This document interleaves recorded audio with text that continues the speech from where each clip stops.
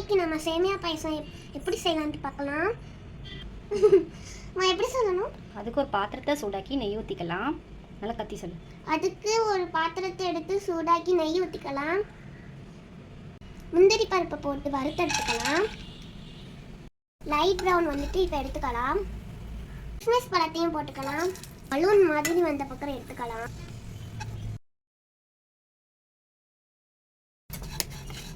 நல்லா வறுபட்டுட்டு அச்சின போல ஊற்றிக்கலாம். பார்க்க நல்லா இருக்குல்ல? சாப்பிட எப்படி இருக்கும்? நல்லா தான் இருக்கும். சீனியை சேர்த்துக்கலாம். குங்குமப்பூவை பாலில் கலந்துருக்கும், அதையும் போட்டு ஊற்றிக்கலாம். கொஞ்சோண்டு ஏலக்காய் தூளையும் சேர்த்துக்கலாம். வறுத்து வச்சிருக்கிறதையும் சேர்த்துக்கலாம்.